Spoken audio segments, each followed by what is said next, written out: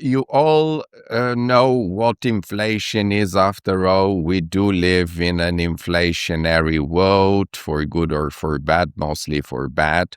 But what is hyperinflation? And of course, if you a history learner, you probably have heard of the Weimar Republic. This is a classical hyperinflationary example of the 20s, the 1920s, just after World War One, when the Weimar was printing Deutschmark like there's no tomorrow.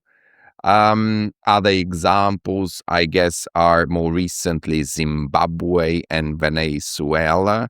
And again, if you were living in any of those countries, you'd be essentially a trillionaire, but it won't be a good thing because the value of that currency would have lost any meaningful purchasing power.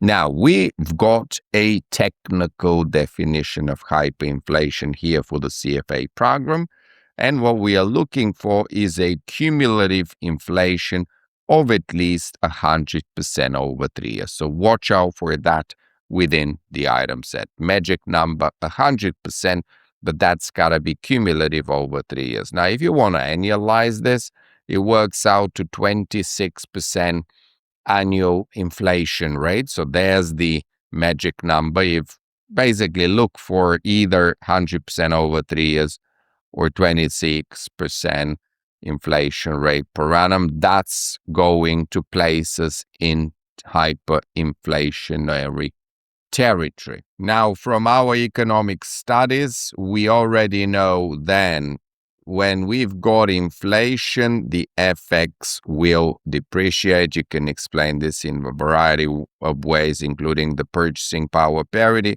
And of course, if you've got runaway inflation, hyperinflation, the FX will be depreciating very, very aggressively. Now, we have to again think very carefully about the type of assets that we hold.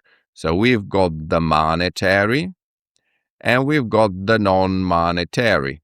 Yeah, we have already talked about that earlier when we, for example, looked at the temporal method. So examples of monetary are cash and receivables.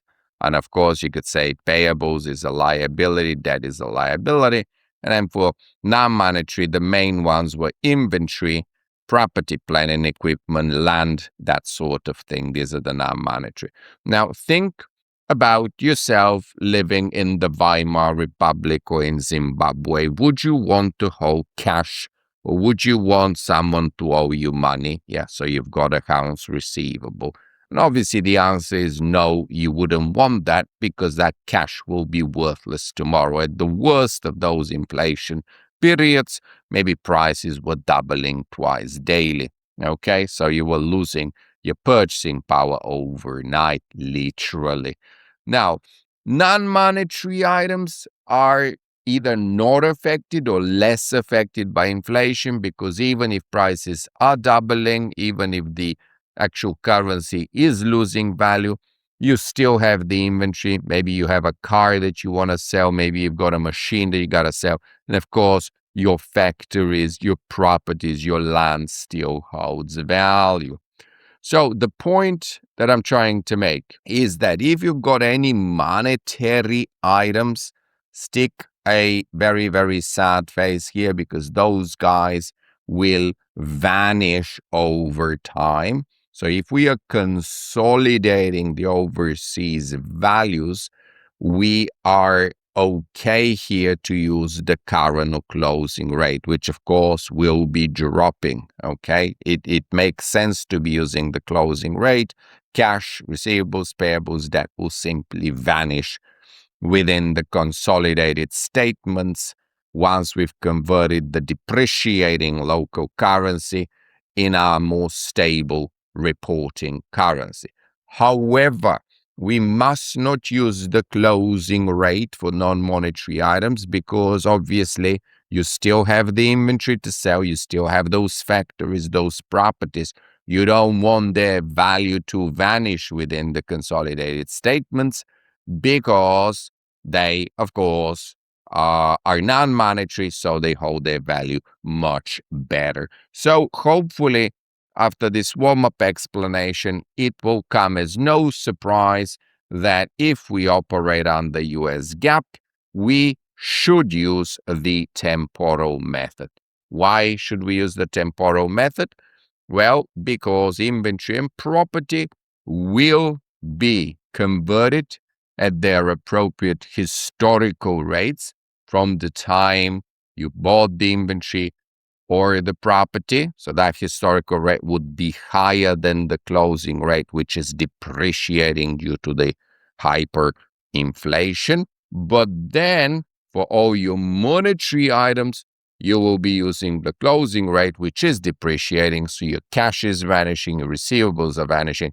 And of course, if you've borrowed money in a hyperinflationary currency, that's a great deal for you. It's a terrible deal for the lender, but great for you, because now effectively the real value that you owe is a lot less. However, if you operate under IFRS, the temporal method is not allowed. IFRS states that we must use the current rate method, and this actually creates a problem because the current rate method means that I must use the closing rate not just for the monetary items, but also for the non-monetary items such as inventory and property.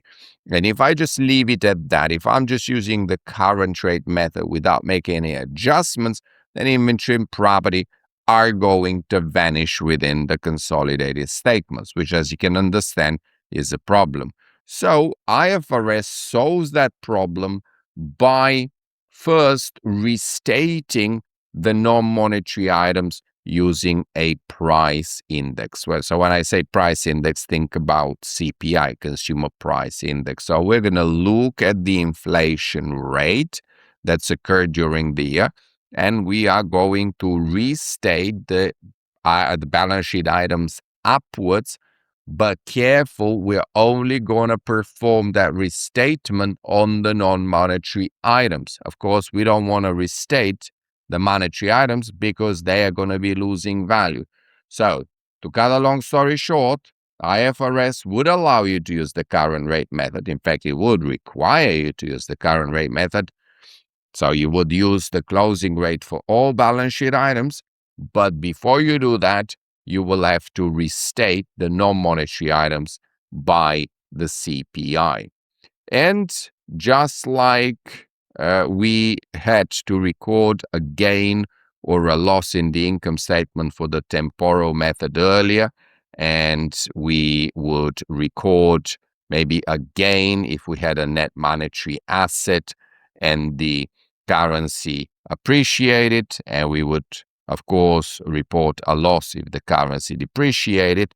The same thing happens here. So here in hyperinflation, we actually don't call it FX gain or loss. We call it purchasing power gain or loss. So effectively, our cash is losing purchasing power. So what we need to think about is if we have a net monetary asset, we should be recording a loss. Yeah, net monetary asset implies that I've got more cash and receivables than payables and debt. But if I happen to have more payables and debt than cash and receivables, then actually I could record a purchasing power gain.